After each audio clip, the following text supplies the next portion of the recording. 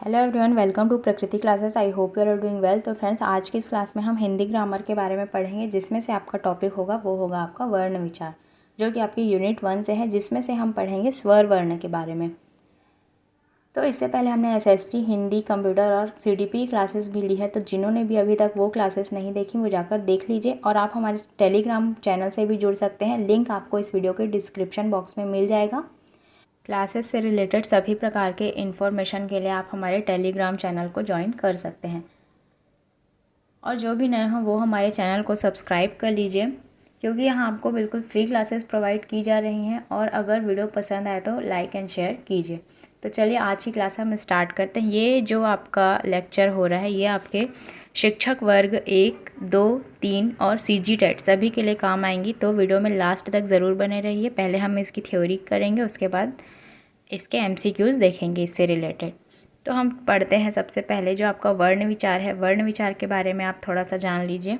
वर्ण विचार कहते हैं कि एक व्याकरणिक पद्धति है। जो वर्ण विचार है आपका एक व्याकरणिक पद्धति है, जिसमें वर्णों को ही हम अक्षर से रिप्रेजेंट करते हैं। तो जिसमें वर्णों अक्षरों का अध्ययन और उनके विभाजन का विचार किया जाता है, वही आपकी वर्ण विचार कहलाती है। इसमें जो आपके वर्ण होते हैं उनकी आवृत्ति, उच्चारण और वर्णमाला में उनकी स्थिति के बारे में जानकारी होती है। जितने भी आपके होते हैं 52 वर्ण, आपको पता होगा कि आपके हिंदी में होते हैं टोटल 52 वर्ण, उसी के बारे में इसमें हम आज पढ़ेंगे। तो इसमें आगे लिखा गया है कि वर्ण विचार के कितने भेद होते हैं। वर्ण को हम 3 प्रकार से वर्गीकृत करते हैं। संस्कृत में 13 स्वर, देखिए संस्कृत में आपके 13 स्वर होते हैं, लेकिन जब आपको हिंदी में पूछा जाए तो हिंदी में आपके होते हैं 11 मूल स्वर। 11 मूल स्वर होते हैं। 13 इसमें भी होते हैं, लेकिन जो आपके मूल स्वर होते हैं वो आपके 11 होते हैं। अगर आपसे एग्ज़ाम में मूल स्वर पूछा जाए तो आप 11 जिसमें ऑप्शन में होगा उसे आप टिक करेंगे। नेक्स्ट है, इसमें 33 व्यंजन होते हैं, 13 स्वर होते हैं और 3 अयोगवाह होते हैं। ऐसे वर्ण जिनका उच्चारण स्वतंत्र रूप से किया जा सके स्वर कहलाते हैं। हम जिनका उच्चारण स्वतंत्र रूप से करते हैं उसे हम स्वर की श्रेणी में रखते हैं। आप सभी स्वरों का उच्चारण करेंगे तो महसूस करेंगे कि स्वर को उच्चारण के आधार पर 3 वर्गों में वर्गीकृत किया जाता है। आगे हम इसके बारे में भी पढ़ेंगे कि कितने वर्गों में इसे, कौन कौन से वर्ग में इसे वर्गीकृत किया गया है स्वर को। सबसे पहले हम देखेंगे वर्णमाला। वर्णमाला क्या कहलाती है। वर्णमाला के अंतर्गत आपको लिखा दिया गया है कि वर्ण, व्यंजन और जो स्वर होते हैं, व्यंजन और स्वर के संयुक्त रूप को ही वर्ण कहते हैं। व्यंजन में जितने अक्षर हैं और स्वर में जितने अक्षर हैं उसे ही हम परस्पर मिलाकर वर्ण कहते हैं। और जो भाषा की आपके सबसे छोटी इकाई होती है वो ध्वनि कहलाती है। ये आपके एग्जाम में डायरेक्ट पूछा गया क्वेश्चन है कि भाषा की सबसे छोटी इकाई को क्या कहते हैं, तो वो आप कहेंगे ध्वनि। ध्वनि के मूल रूप को वर्ण कहते हैं। भाषा की सबसे छोटी इकाई को हम ध्वनि कहते हैं और ध्वनि के मूल रूप को वर्ण कहते हैं। इसमें आप कंफ्यूज नहीं होंगे, क्योंकि एग्ज़ाम में ऐसे क्वेश्चंस पूछे जाते हैं और जिसके कोई खंड या टुकड़े नहीं किए जा सकते। जैसे अ, ई, क, च, इसे आप तोड़ नहीं सकते। अ को आप अ ही बोलेंगे। इसकी जो संधि विच्छेद है, जो भी आप तोड़ सकते हैं, ये आप नहीं तोड़ सकते। अ एक अपने आप में एक अकेला वर्ण है। तो इसीलिए इस प्रकार से जो है इसमें लिखा गया है वो आपका वर्ण के अंतर्गत आएगा। और वर्णों के उच्चारण में लगने वाले समय को हम मात्रा कहते हैं। जो भी इसमें लग रहा है समय, उसे हम मात्रा के रूप में प्रेजेंट करते हैं। नेक्स्ट दिया गया है इसमें वर्णमाला। अब वर्णमाला आपके होते हैं टोटल 52 वर्णों के व्यवस्थित समूह या समुदाय को वर्णमाला कहते हैं। मूलतः हिंदी में आपके होते हैं कुल 52 वर्ण, जो निम्न प्रकार से हैं। अब जो 52 वर्ण हैं उन्हें भी डिस्क्राइब किया गया है, उसमें से ही आपके क्वेश्चंस एग्जाम में डायरेक्ट पूछे जाते हैं। तो आप देख सकते हैं कि स्वर जो आपका लिखा गया है, स्वर आपके होते हैं 11, ये आपके मूल स्वर होते हैं। अम और आहा को आपके अयोगवाह की श्रेणी में रखते हैं, नहीं तो ये अगर अम और अह को यहाँ लिखें तो ये संस्कृत में टोटल 13 वर्ण हो जाएंगे। तो इसीलिए हम अयोगवाह की श्रेणी में अम और आह को रखते हैं। तो आपसे ये भी क्वेश्चन पूछा जाता है कि अयोगवाह किसे कहते हैं, तो आपको पता होना चाहिए कि अम और आह को अयोगवाह कहते हैं। तो आप देखें कि स्वर टोटल होते हैं आपके 11, जो कि आपके होते हैं मूल स्वर। यहाँ आपके अ से शुरू होगा, यहाँ अ आप लिख लेंगे और यहाँ री एक छूट गया, उसे आप लिख लेंगे। टोटल ये मिलाकर होते हैं आपके 11 मूल स्वर। अगर संस्कृत में पूछा जाए तो अम और अहा को अगर यहाँ पर जोड़ दें तो वो आपके होते हैं टोटल 13 स्वर। तो इस प्रकार से आप देखें कि अ आ ई उ री ए ओ आपके होते हैं टोटल 11 स्वर। और आपके एग्जाम में डायरेक्ट क्वेश्चन भी पूछा गया है कि टोटल आपके मूल स्वर कितने होते हैं, तो आप बताएंगे कि 11। और जो अम और आहा है उसे अयोगवाह की श्रेणी में रखते हैं, तो ये आपका हो जाएगा अयोगवाह। फिर नेक्स्ट आप देखेंगे व्यंजन। व्यंजन आपके टोटल होते हैं 33। इसे हम क वर्ग, च वर्ग, ट वर्ग और त वर्ग और प वर्ग में बांटते हैं। और जो क वर्ग होता है उसमें आपके क ख ग घ अंग आते हैं। च वर्ग में आपके च छ ज झ इयम, ट वर्ग में ट ठ ड ढ न, त वर्ग में त थ द ध न और प वर्ग में प फ व भ म। इस प्रकार से ये आपके वर्गों में बांटे गए व्यंजन हैं। और नेक्स्ट है इसमें अंतस्थ व्यंजन। अंतस्थ व्यंजन से भी आपके एग्ज़ाम में डायरेक्ट क्वेश्चन पूछे जाते हैं। ये जो जितने भी वर्ण यहाँ पर लिखे गए हैं इन सभी से आपके एग्ज़ाम में डायरेक्ट क्वेश्चन पूछे गए हैं। तो आपको सभी वर्णों जो आपके व्यंजन हैं उनके बारे में पता होना चाहिए। तो अंतस्थ व्यंजन के अंतर्गत आएंगे य र ल व। ऊष्म व्यंजन के अंतर्गत आएंगे श श श ह। और जो आपका संयुक्त व्यंजन है इसमें आप दो वर्णों को मिलाकर एक संयुक्त व्यंजन बनाते हैं, तो इसमें आएंगे आपके छ, त्र, ज्ञ और श्र। और उत्क्षिप्त व्यंजन में आएंगे आपके ड और ढ। इस प्रकार से आप इसे बांटते हैं और टोटल ये आपके होते हैं 33। फिर नेक्स्ट हम देखेंगे स्वर वर्ण के बारे में। कुछ इंपॉर्टेंट पॉइंट्स लिखे गए हैं उसे हम देखेंगे एक एक करके। जो स्वर ध्वनि होती है जिसके उच्चारण में हवा अबाध गति से मुख विवर से निकल जाती, मतलब कि बिना किसी अबाध वायु के आपके मुख से निकल रही है, जिसके उच्चारण में कोई भी आपको कष्ट महसूस नहीं होता, तो उसे हम स्वर की श्रेणी में रखते हैं। स्वाश्रित वर्ण को भी स्वर वर्ण कहते हैं। स्वतंत्र रूप से बोले जाने वाले वर्ण अर्थात ऐसे वर्ण जिनका उच्चारण किसी दूसरे की सहायता के बिना होता है स्वर कहलाते हैं। ये अपने आप में एक स्वतंत्र वर्ण है। इसके उच्चारण में हमें किसी की भी सहायता नहीं पड़ती और स्वर लघुत्तम वाग ध्वनि भी कहलाता है। नेक्स्ट है इसमें हिंदी के लेखन के आधार पर स्वर वर्णों की संख्या होती है 13, जो निम्न है। देखिए लेखन के आधार पर ये होती है 13, लेकिन जो आपके मूल स्वर होते हैं जिसमें अम और आहा को अयोगवाह की श्रेणी में रखा गया, इसीलिए ये आपके हो जाएंगे 11। तो आप देखेंगे अ आ ई उ री ए ओ अम आहा, ये सभी आपके टोटल होंगे 13। नेक्स्ट है आपका, अब इसकी कुछ विशेषताएं लिखी गई हैं। विशेषताओं के बारे में हम देखेंगे। स्वर जो होते हैं अक्षरिक होते हैं, अर्थात स्वर के द्वारा अक्षरों का निर्माण होता है।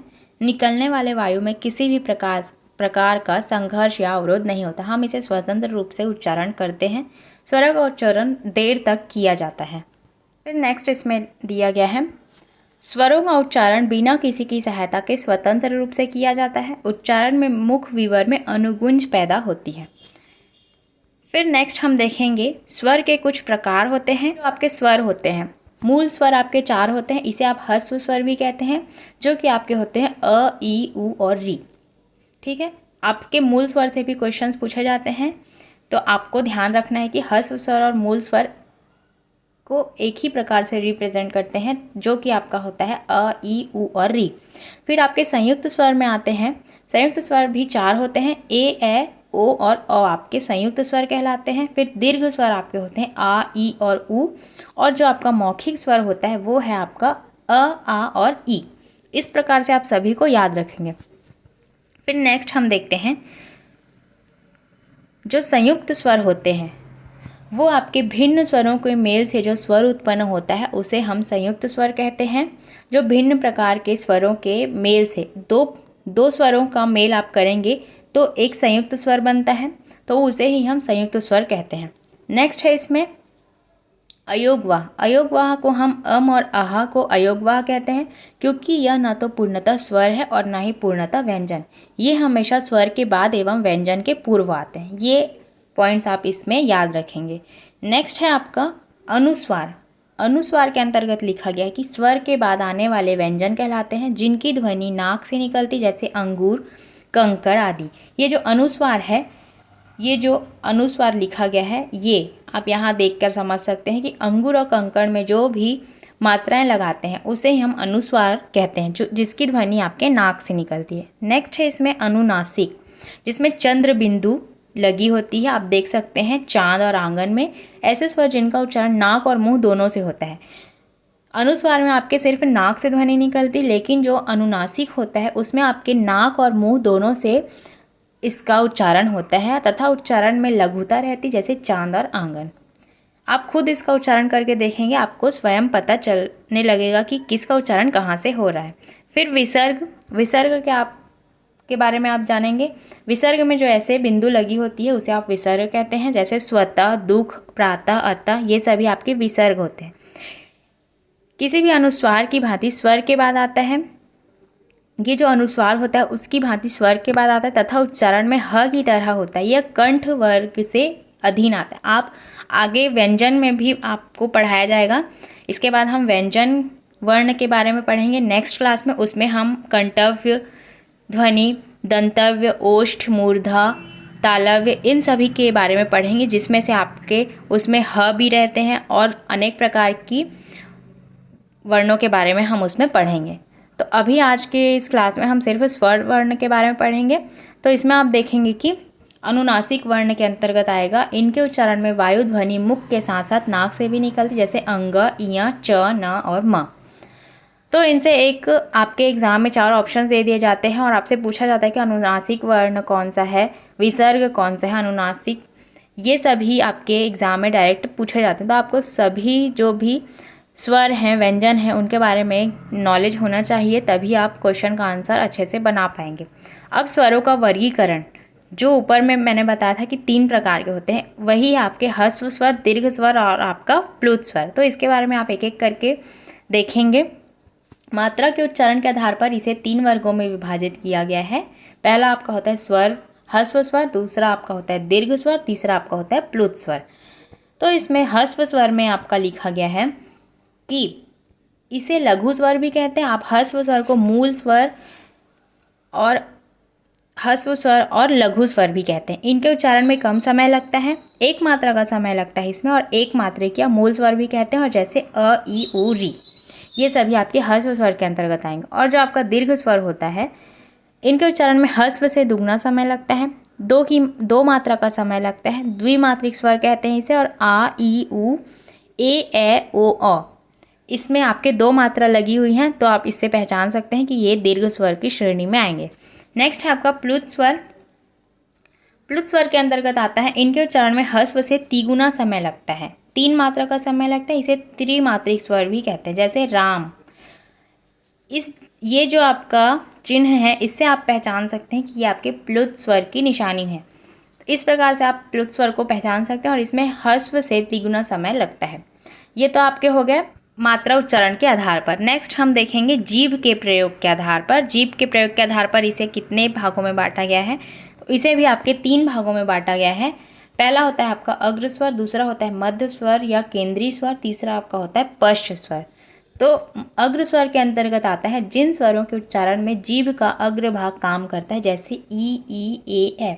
आप स्वयं उच्चारण करके देखिए, आपको पता चल जाएगा कि जीभ के किस भाग का प्रयोग हो रहा है। नेक्स्ट है आपका मध्य स्वर, इसे आप केंद्रीय स्वर भी कहते हैं, जिन स्वरों के उच्चारण में जीभ का मध्य भाग काम करता है, जैसे अ, यह आपके जीभ के मध्य भाग से निकल रही है। नेक्स्ट है आपका पश्च स्वर, जिन स्वरों के उच्चारण में जीभ का पश्च भाग काम करता है, जैसे आ, उ, ओ और अ। तो ये सभी आपके जीभ के पश्च भाग के अंतर्गत आएंगे। नेक्स्ट है आपका मुख्य द्वार के खुलने के आधार पर। जो आपका मुख्य द्वार के खुलने के आधार पर स्वरों को वर्गीकृत किया है, उसके बारे में हम देखेंगे। विवृत, अर्धविवृत, अर्धसंवृत, संवृत, मतलब कि open, half close and close. तो जो आपका विवृत होता है, उसमें जिन स्वरों के उच्चारण में मुख्य द्वार आपका पूरा खुलता है, जैसे आ, इसमें आपका मुख्य द्वार पूरा खुल रहा है, तो आप इसे विवृत कहेंगे। नेक्स्ट है आपका अर्धविवृत। अर्धविवृत जिन स्वरों के उच्चारण में मुख्य द्वार आधा खुलता है, जैसे आ, ए और अ। तो ये आपका अर्धविवृत के अंतर्गत है, ये अ होगा, इसे आप करेक्ट कर लेंगे। अर्धसंवृत के अंतर्गत आएगा जिन स्वरों के उच्चारण में मुख्य द्वार आधा बंद रहता है, जैसे ए और ओ। फिर संवृत में जिन स्वरों के उच्चारण में मुख्य द्वार पूरा बंद रहता है, जैसे ई, ऊ और ऊ, तो ये आपके संवृत के अंतर्गत आएंगे। इन सभी पॉइंट से आपके एग्जाम में क्वेश्चंस पूछे जाते हैं। तो ये जितने भी पॉइंट्स हैं ये आपके किसी ना किसी एग्जाम में आए हुए क्वेश्चंस ही हैं, जिन्हें मैं आज के इस क्लास में बता रही हूँ। इसके बाद हम इससे रिलेटेड MCQs भी करेंगे, तो आप वीडियो में लास्ट तक ज़रूर बने रहिए और इसे ज़्यादा से ज़्यादा आप शेयर कीजिए, ताकि जो भी नए हों उन्हें इस वीडियो का फ़ायदा हो। फिर नेक्स्ट इसमें देखेंगे आप होठों की स्थिति के आधार पर 2 भागों में बांटा गया है, अवृतमुखी और वृत्तमुखी। जिन स्वरों के आधार के उच्चारण में होंठ वृत्तमुखी या गोलाकार नहीं होते, जैसे आ, ई, ए, इसमें जो आपके होंठ हैं वो वृत्त मतलब कि गोलाकार नहीं हो रहे हैं, आप स्वयं उच्चारण करके देख सकते हैं, तो ये आपके आएंगे अवृतमुखी में। फिर वृत्तमुखी के अंतर्गत आएंगे जिन स्वरों के उच्चारण में होंठ वृत्तमुखी या गोलाकार होते हैं, जैसे ऊ, ओ और अ, इसमें आपके जो होंठ हैं वो गोलाकार हो रहे हैं। इस प्रकार से अवृतमुखी और वृत्तमुखी में ये सभी वर्ण आएंगे। अब हम देखेंगे इसके इम्पॉर्टेंट MCQs। तो चलिए एक एक करके इसके MCQs को हम देखते हैं। भाषा की सबसे छोटी इकाई क्या कहलाती है? शब्द, व्यंजन, स्वर और वर्ण। ये जो क्वेश्चंस हैं आपके, जो ऊपर मैंने थ्योरी कराई है उसी से रिलेटेड ये सभी क्वेश्चंस हैं। अगर आपने थ्योरी को अच्छे से पढ़ लिया और समझ लिया तो आपसे जितने भी वर्णमाला से रिलेटेड क्वेश्चंस होंगे वो अच्छे से बनेंगे, इसीलिए आप थ्योरी को ज़्यादा अच्छे से पढ़ेंगे। तो इसमें ऑप्शन जो आपके दिए गए हैं शब्द, व्यंजन, स्वर और वर्ण, तो इसका जो सही आंसर हो जाएगा वो हो जाएगा आपका वर्ण। तो भाषा की जो सबसे छोटी इकाई होती है उसे हम वर्ण कहते हैं।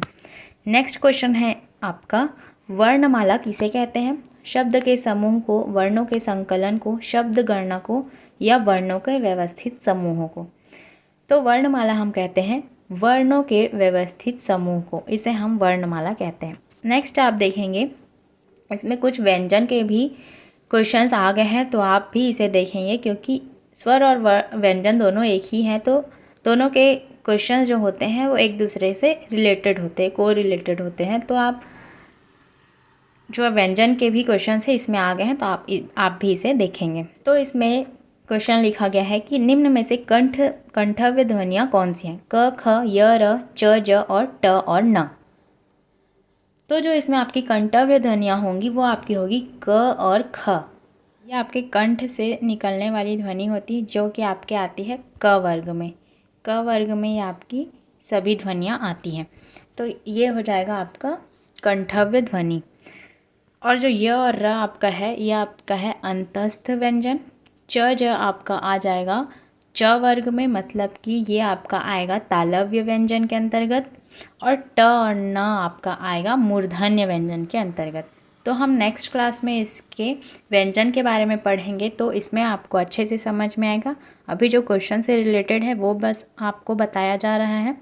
और कुछ लोगों की डिमांड थी कि PDF नोट्स चाहिए, तो देखिए अगर PDF नोट्स की बात है तो ये सभी जो लिखा गया है ये आपको किसी भी बुक में भी मिल जाएगा, लेकिन PDF सिर्फ पढ़ने से ही नहीं होता। आप जितना ज़्यादा इसके मॉक टेस्ट दिलाएंगे वो आपके लिए फ़ायदेमंद होगा। जो भी इसमें क्वेश्चंस दिए जा रहे हैं उसकी आप प्रैक्टिस करिए, खुद से बनाने की कोशिश कीजिए, तो ये आपके लिए यूज़फुल होगा और ये आपके दिमाग में हमेशा के लिए बैठा रहेगा और ये आपके एग्ज़ाम में तक भी आपके लिए काम आएगा। तो PDF नोट्स इतना फ़ायदेमंद नहीं होता, तो जब हमारा ये कोर्स कंप्लीट हो जाएगा तब सभी की जो PDF है एक साथ हम आपको दे देंगे। तो अभी के लिए, अभी जब तक कोर्स कंप्लीट नहीं होता, सभी की PDF तैयार नहीं है, तो अभी PDF आपको नहीं मिल सकती। तो इसीलिए आप जितना ज़्यादा हो सके वीडियोस को देखिए और इस क्वेश्चंस को बनाने की कोशिश कीजिए, तब आपसे ये सारे क्वेश्चंस बनेंगे, क्योंकि ये सभी चीज़ें आपको बुक में भी मिल जाएंगी। तो देखते हैं हम नेक्स्ट क्वेश्चन इसमें लिखा गया है, स्थान के आधार पर बताइए कि मूर्धन्य व्यंजन कौन से हैं? ग, घ, ज, झ, ड, ढ और प, फ।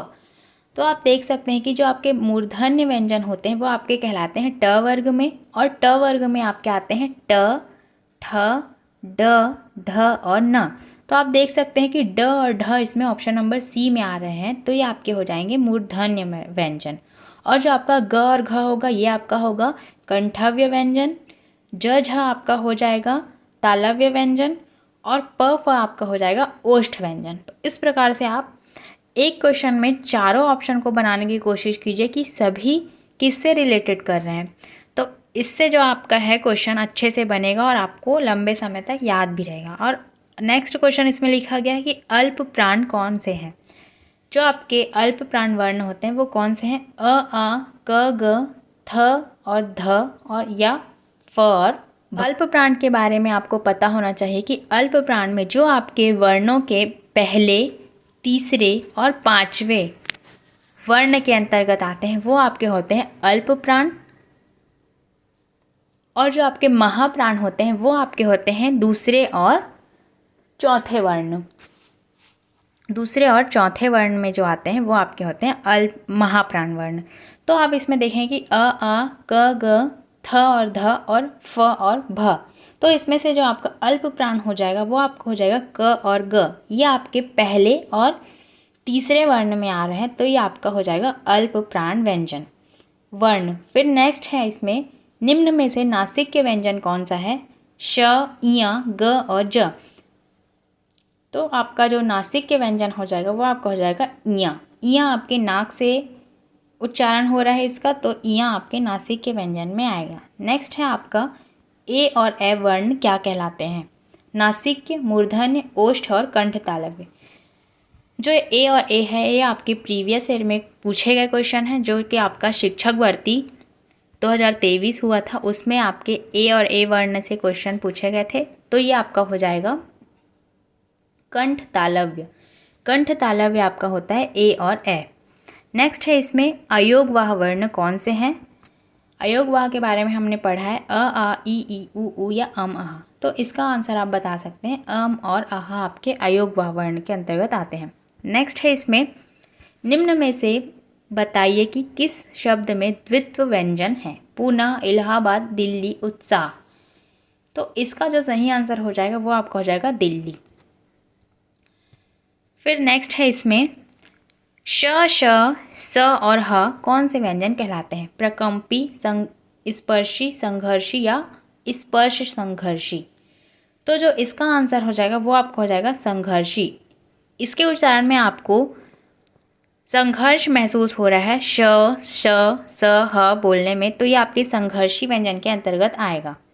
ये आपके सीजी व्यापम में सभी प्रकार के एग्ज़ामों में आए हुए क्वेश्चंस हैं, और जो आपका CGPSC है उसमें भी ये आए हुए क्वेश्चंस हैं। तो सभी क्वेश्चन आपके लिए इंपॉर्टेंट। तो जब हम व्यंजन वर्ण के बारे में पढ़ेंगे तब स्पर्शी, संघर्षी, स्पर्श संघर्षी के बारे में हम डिटेल से पढ़ेंगे।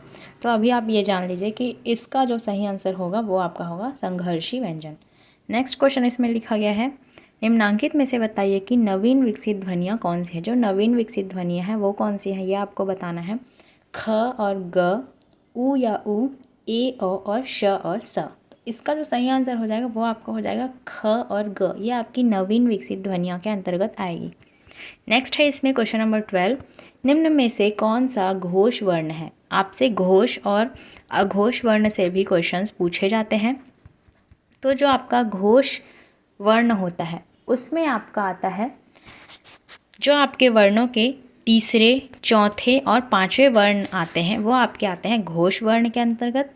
और जो आपका अघोष वर्ण होता है उसमें आपके पहले और दूसरे वर्ण आते हैं वो आपके होते हैं अघोष वर्ण। तो इस प्रकार से आप जैसे कि महाप्राण और अल्प प्राण के बारे में मैंने बताया कि अल्प प्राण जो आपके होते हैं वो पहले, तीसरे और पांचवें वर्ण के अंतर्गत आते हैं, और जो आपका महाप्राण होता है वो आपका होता है दूसरे और चौथे वर्ण के अंतर्गत। तो इसी प्रकार से आप घोष और अघोष और महाप्राण और अल्प प्राण में अंतर करना समझ गए होंगे। तो जो घोष वर्ण के अंतर्गत लिखा गया है ख, च, म और थ, तो इसका जो सही आंसर हो जाएगा वो आपका हो जाएगा म। ये घोष वर्ण जो आपके होते हैं तीसरे, चौथे और पांचवें वर्ण के अंतर्गत आते हैं, और जो म है आपका वो आपके पांचवें वर्ण के अंतर्गत आएगा, जो कि आपका आता है प वर्ग के अंतर्गत। तो प, फ, ब, भ, म ये आपका आ रहा है पांचवें वर्ण के अंतर्गत। तो इस प्रकार से आपका हो जाएगा घोष वर्ण। तो ऐसे ही आपको सभी क्वेश्चंस को बनाते हुए चलना है। नेक्स्ट है आपका कौन सा अमानक वर्ण है? ख, घ, म और ध। इसका जो सही आंसर हो जाएगा वो आपका हो जाएगा म। म को आप अमानक वर्ण के अंतर्गत भी रखते हैं। नेक्स्ट है आपका क, यहाँ पर आप नीचे बिंदी लगा लेंगे, इसे आप करेक्ट कर लेंगे। जैसे कि फ में लगा हुआ है, क ग ज फ ध्वनियाँ किसकी हैं? संस्कृत की, अरबी फारसी की, अंग्रेज़ी की या दक्षिण भाषाओं की? तो इसका सही आंसर हो जाएगा अरबी फारसी की। ज़्यादातर इसमें क ग ज फ इस प्रकार की ध्वनियाँ उच्चारण की जाती है, तो ये सभी आपके अरबी फारसी के अंतर्गत आएंगी। नेक्स्ट है आपका, हिंदी में मूलतः कितने वर्णों की संख्या होती है? 52, 51, 52 या 53, 50? तो इसका सही आंसर आप सभी को पता होगा, क्योंकि आपने बचपन से वर्णों के बारे में पढ़ते हुए आया है। तो इसका आंसर हो जाएगा 52। नेक्स्ट है आपका, श ध्वनि किसके अंतर्गत आती है? मूल स्वर, घोष वर्ण, संयुक्त वर्ण या तालव्य के अंतर्गत? तो इसका जो सही आंसर हो जाएगा वो आपका हो जाएगा संयुक्त वर्ण, क्योंकि जो आपका श बना है वो आपके दो वर्णों के मेल से बना है, तो इसीलिए ये जो है आपका संयुक्त वर्ण के अंतर्गत आएगा। नेक्स्ट है आपका, हिंदी शब्दकोश के छ का क्रम किस वर्ण के बाद आता है? क, छ, त्र या ज्ञ? तो इसका जो सही आंसर हो जाएगा वो आपका हो जाएगा क। तो आपका जो छ बना है वो आपका बना है क और श के मेल से। तो पहले जब उच्चारण करेंगे आप, तो आपको क उच्चारण करना पड़ेगा, तो उसके ही मेल से आपका छ बना है। तो इस प्रकार से इसका आंसर हो जाएगा ऑप्शन नंबर ए। नेक्स्ट है आपका, ज्ञ वर्ण किस वर्णों के संयोग से बना है? ज, य, ज और य, ज या ध या ज और य? तो इसका जो सही आंसर हो जाएगा वो आपका हो जाएगा ज और य। ज और य के मेल से बना है आपका ज्ञ। नेक्स्ट इसमें दिया गया है अघोष वर्ण के बारे में। ऑप्शंस इसमें दिए गए हैं अ, ज, झ, ह और स। तो जो आपका सही आंसर हो जाएगा वो हो जाएगा आपका स। जो आपके पहले और दूसरे स्थान पर आते हैं वो आपके होते हैं अघोष ध्वनियाँ, अघोष वर्ण। तो आपका जो स है वो आपका पहले और दूसरे स्थान पर आ रहा है, इसीलिए ये जो है आपका अघोष वर्ण के अंतर्गत आएगा। आज का हमारा लास्ट क्वेश्चन लिखा गया है इसमें, घ का उच्चारण स्थान कौन सा है? मूर्धा, कंठ, तालु या दंत? तो इसका सही आंसर हो जाएगा आपका कंठ। जो कंठव्य ध्वनियाँ होती हैं, जिसमें क वर्ग में आपके आते हैं क, ख, ग, घ और अंगा, तो ये आपके उच्चारण का स्थान है आपका कंठव्य व्यंजन। तो इस प्रकार से आप देखेंगे कि आज हमने जो आपके हिंदी वर्णमाला के स्वर वर्ण के बारे में पढ़ा, इसके बाद हम इससे रिलेटेड व्यंजन वर्ण के बारे में पढ़ेंगे। ये दोनों पॉइंट हैं, जो दोनों टॉपिक हैं आपके, वो आपके एग्ज़ाम के पॉइंट ऑफ व्यू से बहुत ही इंपॉर्टेंट है। इनसे जो आपके क्वेश्चंस पूछे जाते हैं, अगर ये आपने थ्योरी अच्छे से पढ़ ली और अच्छे से इसके कॉन्सेप्ट को समझ लिया, तो आपसे क्वेश्चन जो है आसानी से बनेंगे। तो ऐसे ही इम्पॉर्टेंट टॉपिक्स को पढ़ने के लिए, सभी सब्जेक्ट्स की थ्योरी प्लस MCQ ऐसे ही पढ़ने के लिए आप हमारे चैनल से जुड़े रहिए। चैनल को सब्सक्राइब कर लीजिए और ज़्यादा से ज़्यादा इसे शेयर कीजिए, ताकि सभी को इसका लाभ प्राप्त हो सके। और हमारे टेलीग्राम चैनल से भी आप जुड़ सकते हैं। टेलीग्राम का लिंक मैंने डिस्क्रिप्शन में दे दिया है, तो आप उससे जाकर जुड़ सकते हैं, ज्वाइन कर सकते हैं। और जो भी नए हैं वो हमारे चैनल को सब्सक्राइब कर लीजिए। वीडियो अच्छी लगी तो वीडियो को लाइक एंड शेयर कीजिए। मिलते हैं ऐसे ही नेक्स्ट वीडियो में, तब तक के लिए thank you and take care.